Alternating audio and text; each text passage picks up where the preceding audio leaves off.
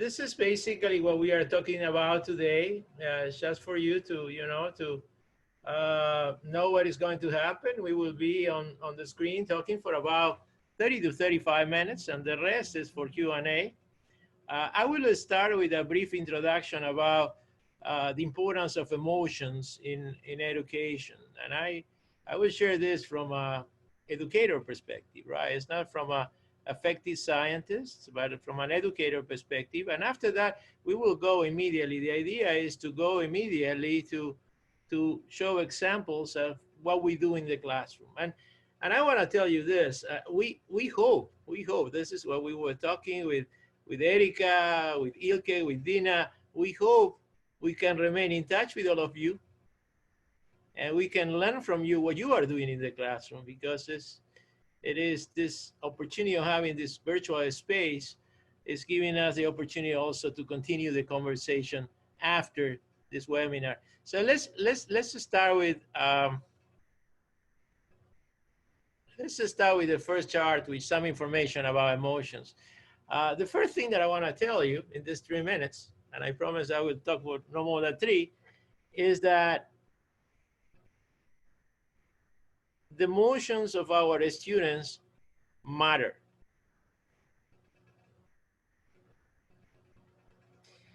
And we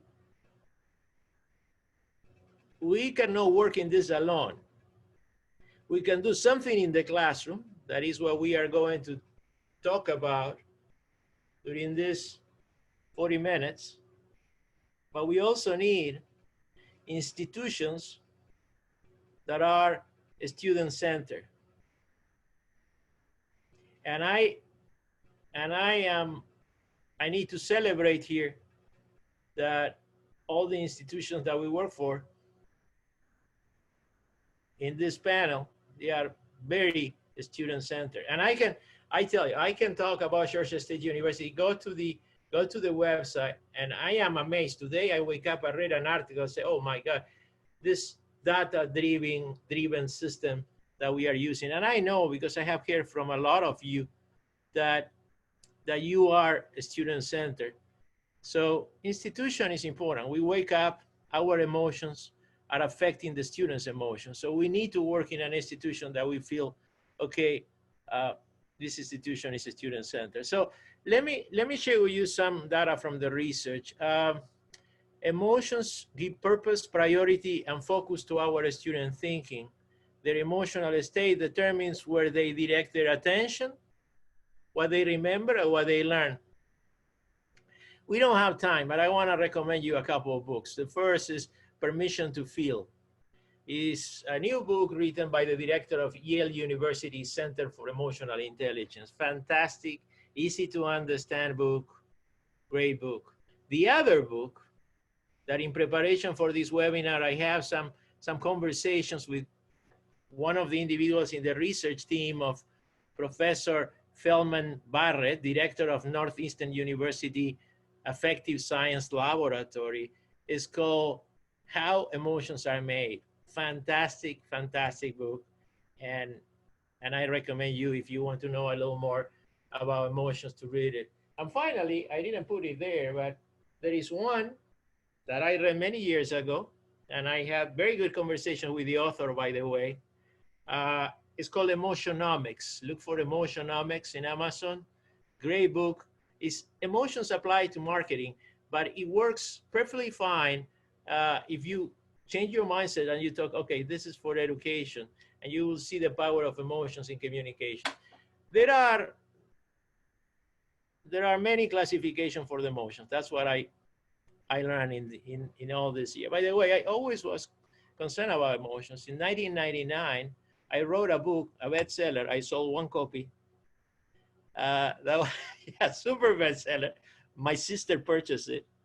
That is called, in Spanish, I published it in Spanish, it's called Anxious Managers, Distracted Organization, because I was concerned about the performance of the team in corporation as a result of anxiety. So always concerned about emotions. There are 2 emotions that are the ones that I think we should focus on. One is boredom, and the other is anxiety. There is a very good very good professor, the former head of psychology of the Department of the University of Chicago, Psychology Department, which developed a theory that probably some of you know is the theory of flow, that says that in order to maximize performance, you need to move outside the zone of extreme anxiety or boredom.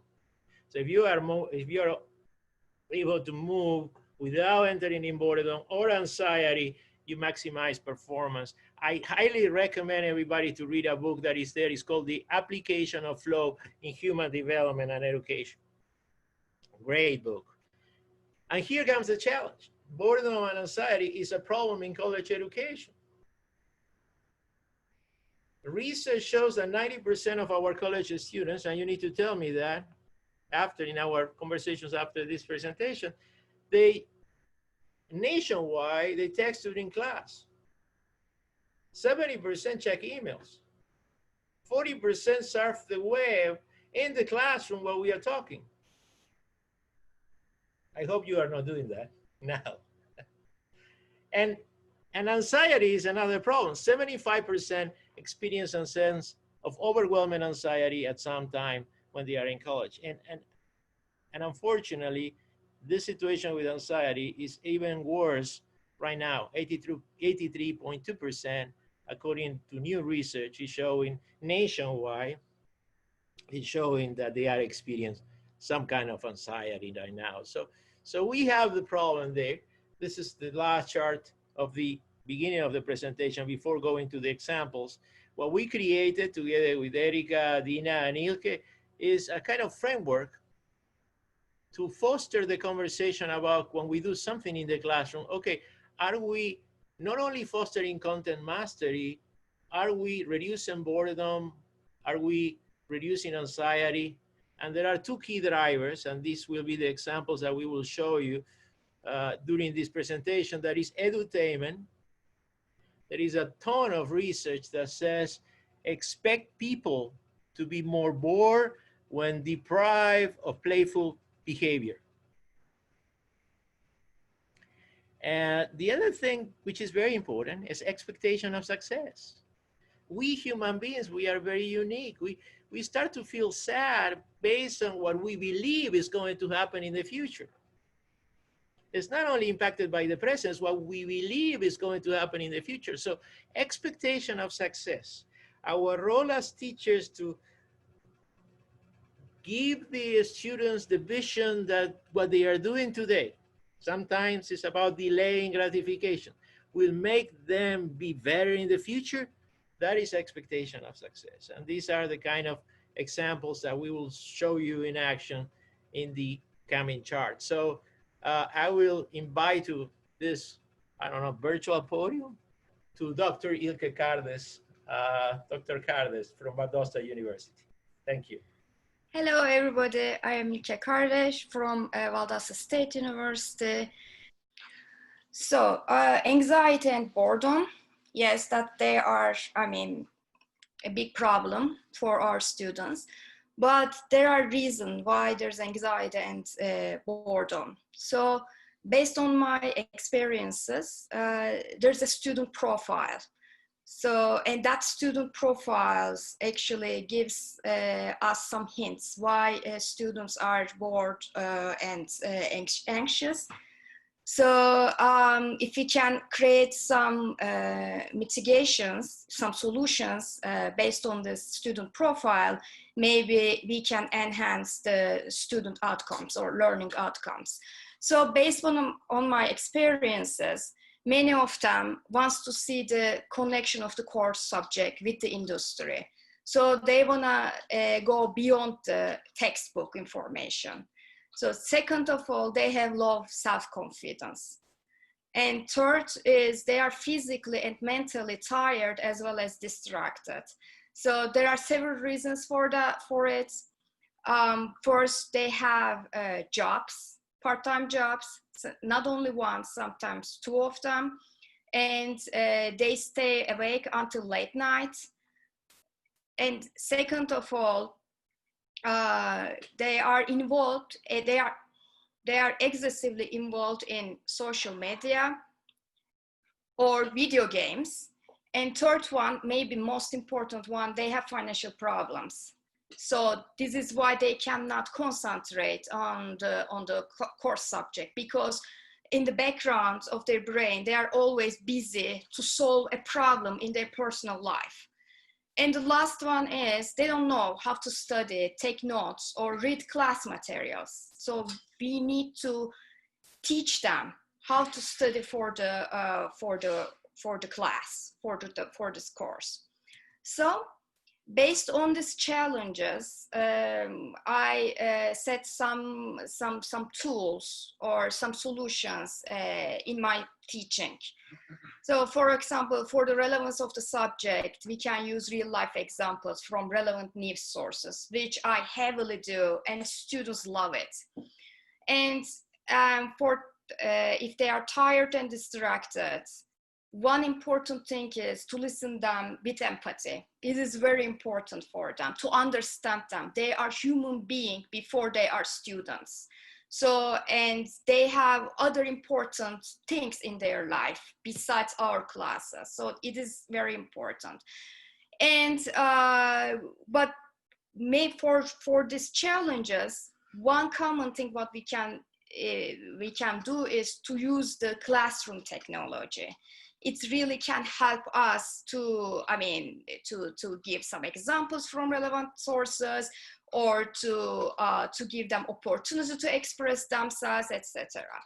So in our framework, these solutions address both boredom and anxiety, as well as edutainment and expectations of success, as you see in the chart. So let me give you some examples about regarding the this thing is here. Okay.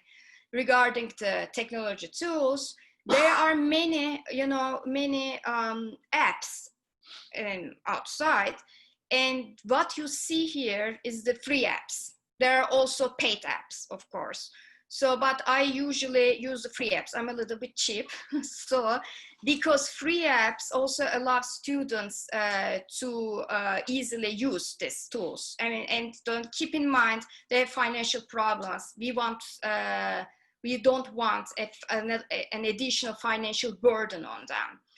So I tried all of them, and I'm using all of them in the classroom. They were pretty well, and they also increase the interest and attention in the classroom, and they also have fun in the classroom. So it increases their attention. So among that, I wanna show you first Edpuzzle. So as an example, I use Edpuzzle for video quizzes. So it's a little bit time consuming, but the outcome is excellent. So here, this is an free app. So you upload here class related videos from YouTube or from any sources. These are, real life examples. And for example, this video, what you see there is about Zappos, about the brands. So, and then you create questions here. For example, for this, I created 5 questions. And you place the questions in different places. And when the students come to this point, the video stops and shows the questions, for example. That's great for the tiring students and distracted students, because it is interesting for them. So another interesting tool that I use is Padlet.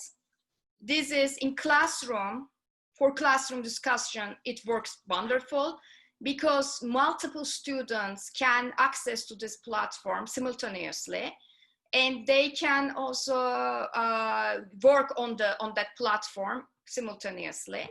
So here, for example, as you see here in the class discussion, find a real life example from a relevant news source and post it on the wall. After that, we are talking about this news. So that's also interesting. And the third one I want to show is in a limited time is poll everywhere. You know, it's that, you know, this poll everywhere for polling. I converted this for discussing the quiz questions. So here you see the quiz question and student vote for the answer. And at the end, and this is good for students, especially for students with low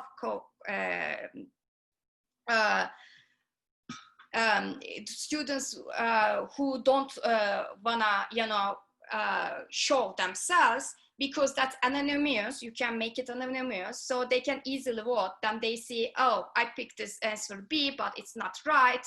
The answer is C, but I was involved in the, you know, in the process without being embarrassed. So that's kind of like this intent. So that's the tools I wanna show you. And there are, of course, many tools, but I mean, in a limited time, I can just share with that. So, and also some, you know, for the low self-confidence, you also show some examples from graduates, like the book by Professor Chavuskel has great examples for that, and it can increase their self-confidence. Oh, she did that, or she or he did that, I can do it as well. So that's my presentation. If you have questions, I am happy to answer that after my colleagues. Thank you very much. So my name is Erika Kovacs, and I'm going to share, I work at Indiana University, and I'm going to share here my experiences with you about, so Yuki talked about the reasons and the solutions. Fernando talked about the framework. And here I wanted to share with you some of the tools that I use to understand and work, understand their emotions in two different settings. One is in the physical classroom, and then the other one is in the virtual environment, especially in this spring semester, because we had to shift our classroom to a virtual environment due to COVID. I used to teach hybrid already in the virtual environment, but especially with these students who were not expecting to move to a virtual classroom. So it was a little bit different, right? So how to read their emotions. So first, in the physical classroom, those are some of the tools, some of the things that I use to reduce boredom and anxiety. I always start the classroom with music before the class. There's always music playing, and I also do that virtually so they can relax a little bit, and usually some music that they enjoy. I ask them some recommendations of music. I do a lot of polls, and I use Top Hat for that. So that also reduces, they always want to have their phones, and I have a no technology policy in my classroom, except when we are using the polls. So we use Top Hat, or in the virtual classroom, we use Zoom. I use short videos, and we always have questions for the short videos. They are not out of the blue, so they have to answer something regarding the short videos so to keep their attention. I use the flipped approach. That means they have a lot of previous readings and assignments before the class. So they have to be prepared, and we do a lot of discussions in class. So they feel that they are sharing what they've learned. It has a meaning for it. And with that, they are able to use a lot of their experiences, especially when I'm teaching cross-cultural management or international business. I would say 65% of our students, they study abroad. So it's really helpful so they can combine the theory with their personal experiences. Debates. Some cases, when we do case studies such as Uber or Silvio Napoli, I realized that debating those cases in the classroom also makes them more engaged, and they really come prepared, and they are very competitive in debating those cases. And I also used that for the first time now in the spring virtually. It worked really well. Simulations, we do some simulations. And then the other thing that I do is I share my experience with them. Since I'm expecting them to share their experiences in the classroom, I share mine as well. So here are some examples. First day of class, when I'm introducing myself and I'm talking about, well, how long I've been teaching, what I teach, I also show them like some parts of my personal life. This is where I come from. I'm from Brazil. This is the city where I lived. Those are my kids. Those are my hobbies. So, and with that, they also talk about themselves. Sometimes they do like a drawing. You can see here on the right side. So they make a drawing of themselves, and that makes them less anxiety, like less anxious. So they can talk about their passions, where they want to be, their motto. So it depends, but I always do that on the first day of class. So it puts them less anxious about the content or the grade and more comfortable in sharing their experiences. So I mentioned top hat. So this is also important because I never know in the middle of a presentation when I have a top hat question. So I use, for example, drawings, images, and they have to find an area. This is an example. Or I have questions for them where actually they don't have a right or wrong answer, just for discussion. That keeps them very engaged and reduces the anxiety. They have to touch their phone, so at least for a couple of minutes they're able to touch it. I mentioned some activities. So I usually ask them to read something, do assignments on Canvas. Every single class they have to prepare something, but I also add some activities that are very in line with their age, like TED Talks, short movies, so that they can feel engaged and participate and relate that to the theory. In the physical classroom, so here, for example, this is they read previously. I mentioned the flipped approach. Then we use GlobeSmart. I do drawings. They can draw in the class. So they're able to share what they learn, add their experience, and do drawings. So I use those big sticky notes they can put on the wall, share the content. And actually in the virtual classroom, I use that with PowerPoint. Those are another examples, collage. And I always ask their feedback, especially when doing something different like that, like cutting magazines. How did they feel? And then I only repeat if they like. And the 3 activities they really enjoyed: the collage, the drawing, and this is the Lego activity. So I've been using that for more than a year. So with that, they are able to have fun, but learning at the same time, using what they read previously before coming to class. In the virtual classroom, then, well, I was already teaching online, and I can say that we can use a lot of those things that I use in the physical classroom in the virtual, except of course the Legos and the collage, but we can use the drawings with the PowerPoint, right? With the, they can draw someplace. But some things I did a little bit different that helped them, especially with COVID. So, for example, we would use a daily check-in activity, so they could show something in their rooms, their pets. I saw lizards, I saw cats, dogs. I even met some parents or objects from a trip. They would talk about how they're feeling just for a few minutes at the beginning of the class, and that would make them relax a little bit. Talk about the different time zones. I had students in all different continents. Then we were also able to add some virtual guest speakers from Panama, from Atlanta, from Brazil. To keep them engaged, I found out while you are in the classroom, we can work in small groups, but it's very hard to keep them engaged in a breakout room if you don't have something to follow. So I used Google Sheets so I could see what they were doing simultaneously, all the different tabs. So all the groups were working and I could see what they were typing. So it kept them engaged. Then I had learning how to read silence and participation, calling out. And then it was very interesting because the shy students, they really like to chat. It was great. And then the last one is like being able to run a virtual study abroad. and working with international students. That's something that we would not be able to do in the physical setting here, and they were able to work virtually with other students and learn about different cultures in a case competition. That's pretty much it. It's a brief, short presentation of some activities, but if you have any questions, then I'm available to answer. Thank you very much, and thanks for the invitation.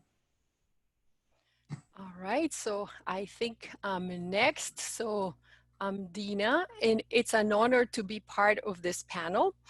An activity I've incorporated in my IBM courses is the X-Culture project. In this slide, I've included the X-Culture website here at the bottom. Later, you can click on it and it will be a live link, and a link to a short video in case you want to learn more about it later. But in essence, X-Culture provides a platform and a framework where students work in global virtual teams to develop solutions for real international business challenges. The way I've enhanced the X-Culture experience, though, is by incorporating the design thinking approach to the project. The virtual teams have 8 weeks to work on the project, so this works well if you have semesters that are longer than 8 weeks, and it can work face-to-face or virtually if you're, either way, or even in hybrid environments. So before moving on, let me ask you, have you used X-Culture project in any of your IB courses? Never? Every semester, or maybe on a regular basis, or maybe at least once in the past? Maybe I should have added an option to, like, I've heard about it. In any case, let's see, maybe we'll come back to that. Oh, good. Oh, never. Excellent. A lot of people have not used this. So this is great. Hopefully you'll learn a new tool or new activity. And I see very few of you have used it. So hopefully what I called my design thinking enhanced X-Culture one, sort of activity will help.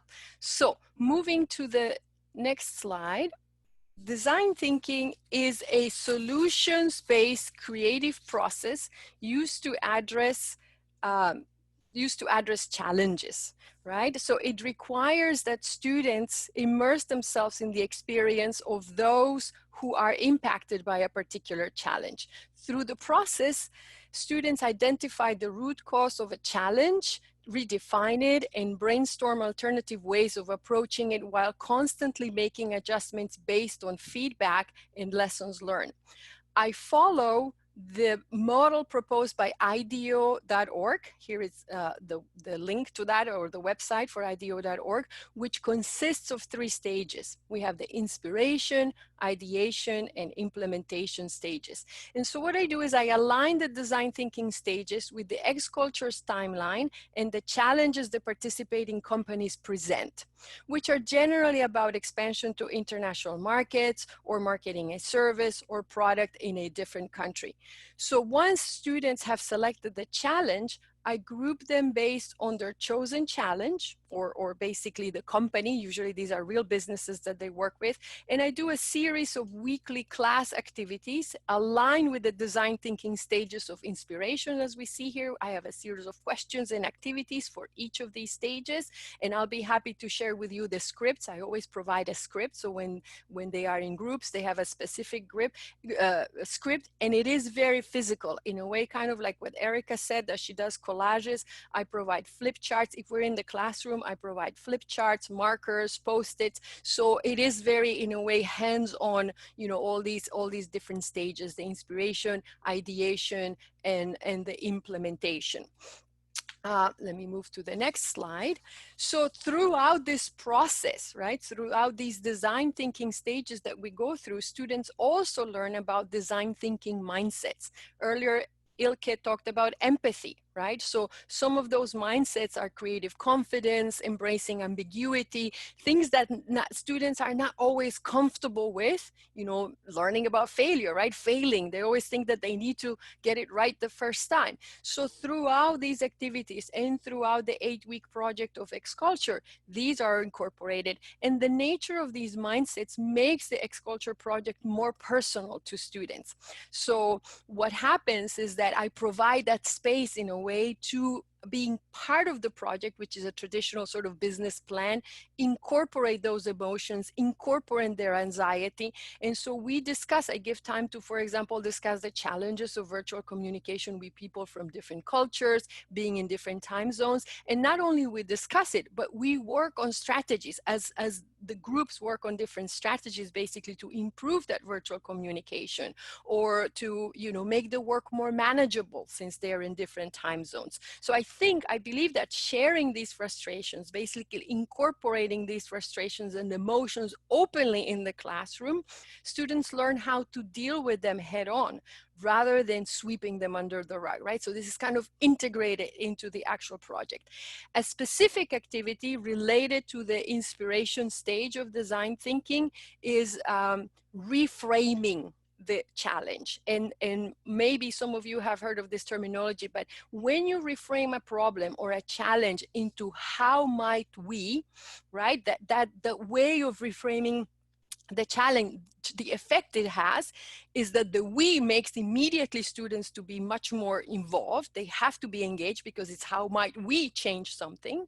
And the conditional phrasing, the how might we, also opens sort of the door for many creative solutions, right? So suddenly there's options and there's not one right way of doing things. So for example, if the challenge of a company once they worked with was expanding an herbal tea line abroad, a possible reframing can be how might we improve healthy habits in country X or for a certain demographic.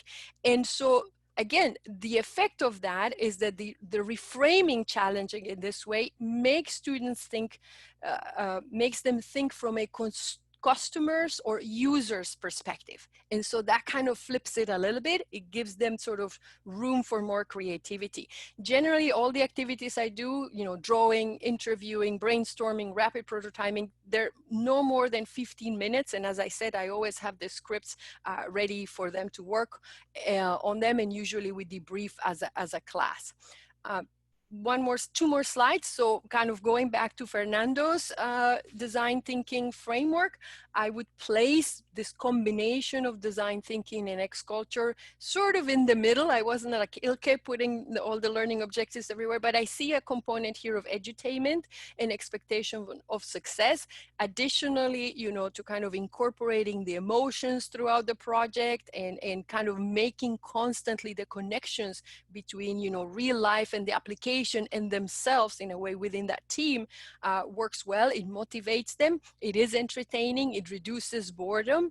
And additionally, X-culture provides a competitive element in that the teams, you know, they have many participating teams, usually 900 teams. And so at the end of the semester, they usually they provide a list of best teams. So it's an additional incentive that we as instructors get encouraged, right? Make it to the best teams. And last semester, for the first time, I've been doing X-culture for 2 years. For the first time, I had 2 students who were part of the top best team. So I attribute it, I mean, I need to do it more often, but I think this design thinking sort of interaction has helped them to own the project a little bit more.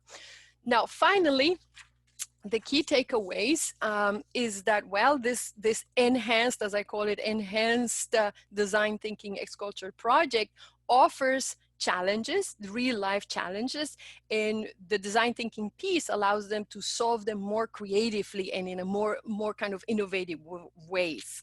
My recommendation then, after sort of several, you know, actually 2 years of doing this, is that alignment of the course material and the design thinking activities, it's crucial. So I didn't get it right the first semester. I improved the second semester, but this is a continuous process. You really consciously, as an instructor, have to make sure that not only you align the content with whatever book you're working, but the design thinking activities to sort of match and make sense as they're working with the X-culture project.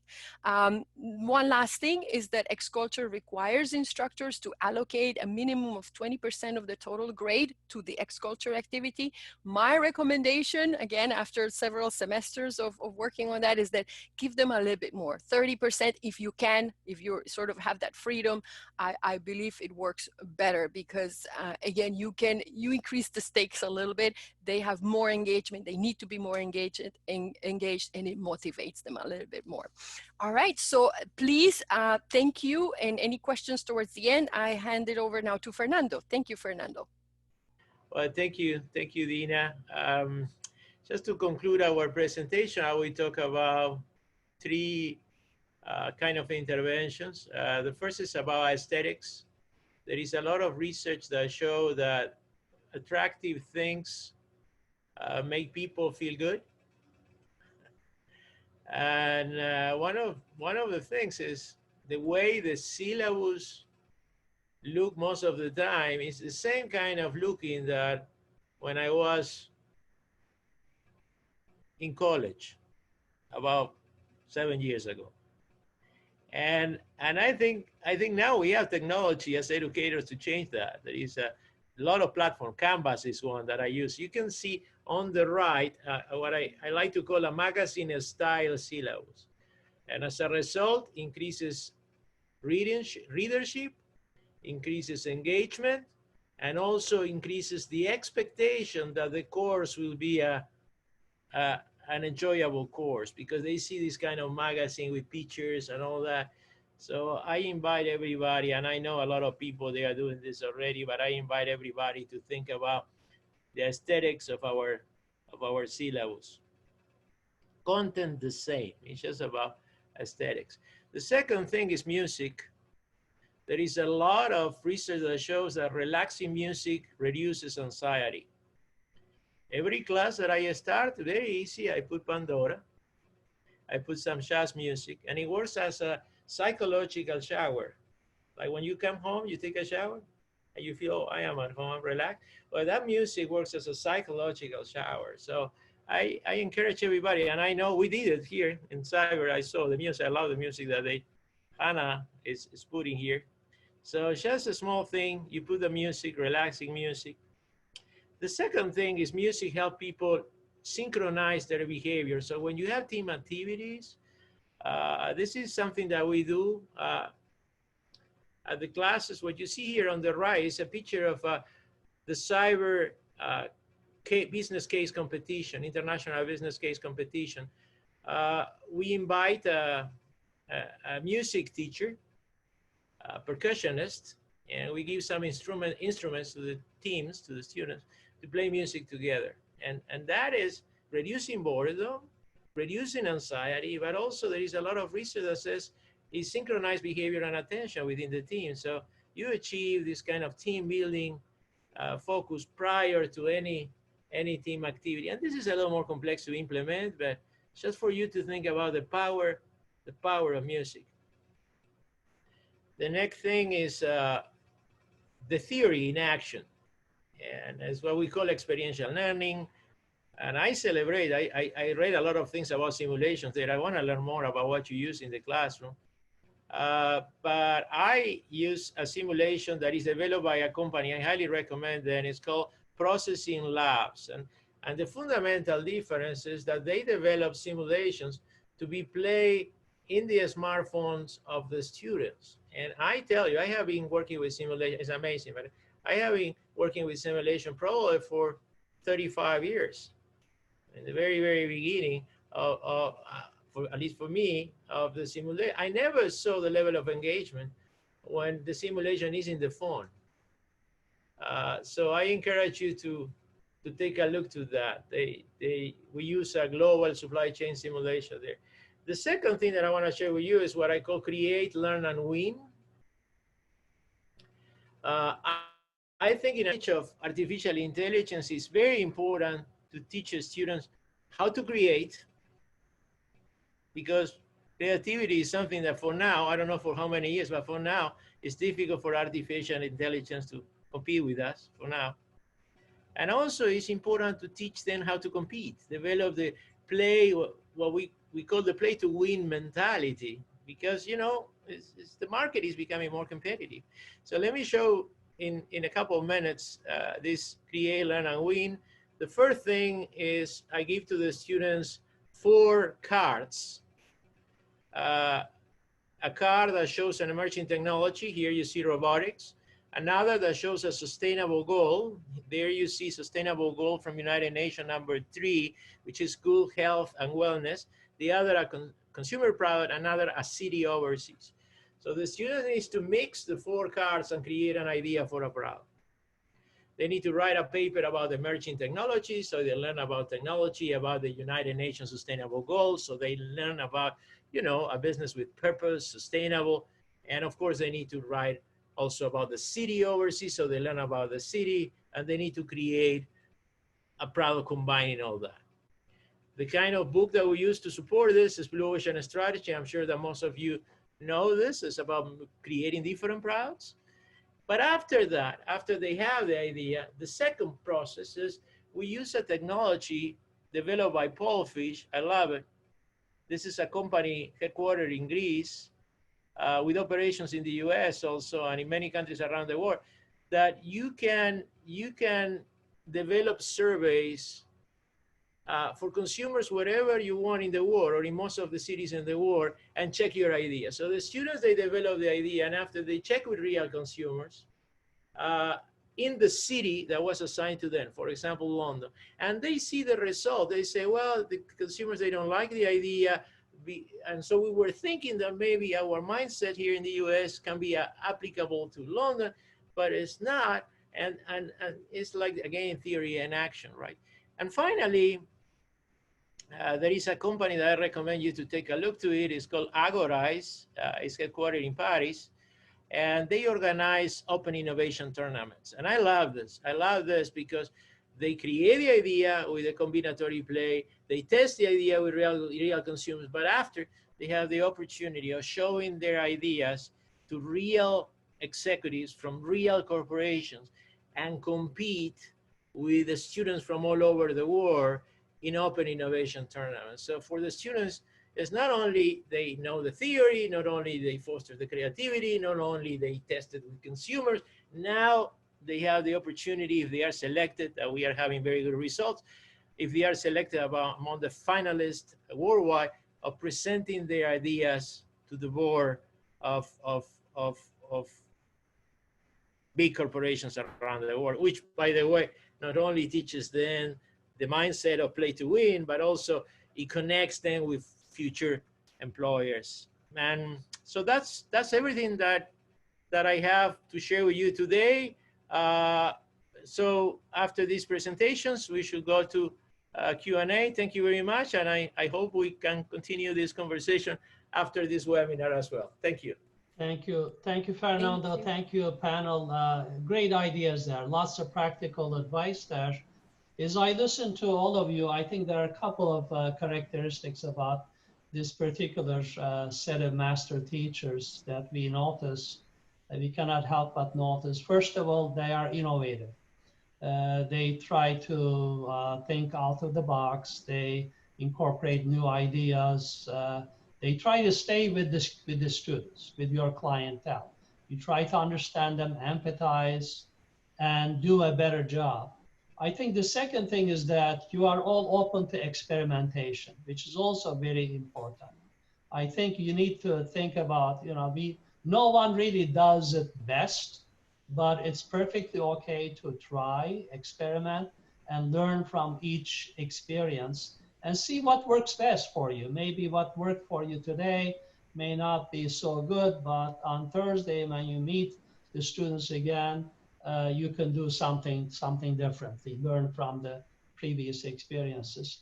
Along those lines, I think assessment of your innovative classroom practices is also very, very important.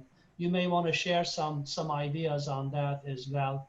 For example, Dina, I'm sure assessment is built into the X-Culture exercise, so you have some objective means of assessing not just a team, but individual students' performance on that. You want to say quickly something about that? Sure, thank you. So definitely, yes. So X-Culture provides a lot of milestones that they have along the way and they complete. What I make my students to break it or chunk it more, because at the end, there was a question for somebody, is this good for large classes, X-Cultures?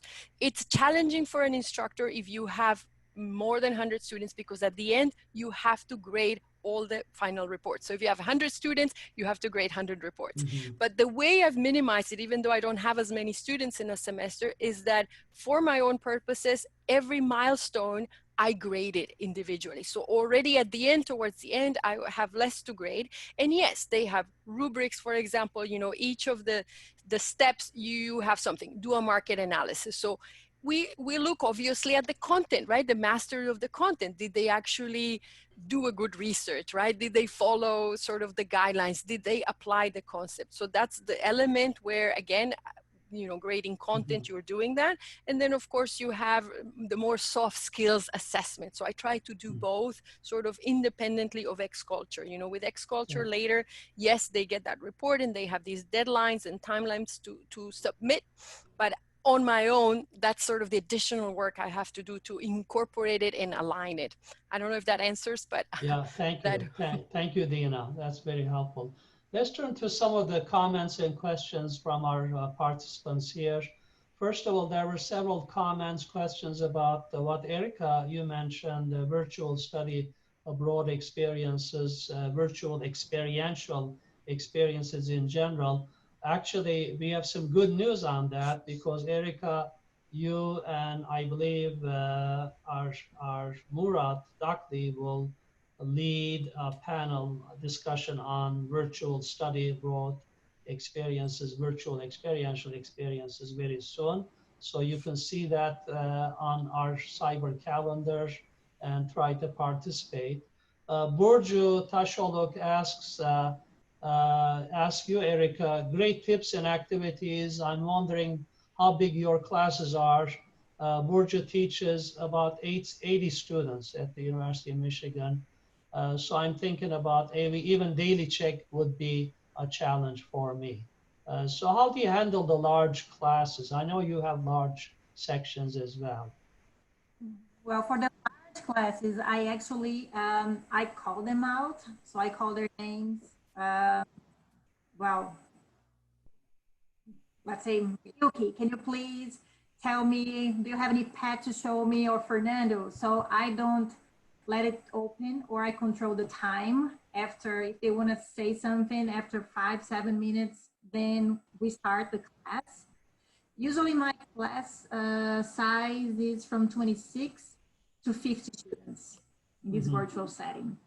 So that's how I control, yes. Yeah. Because if I have to do the check-in with the 50 students, they won't. Even if you let it open, not all of them will feel comfortable sharing that, or but that's an option to call them out.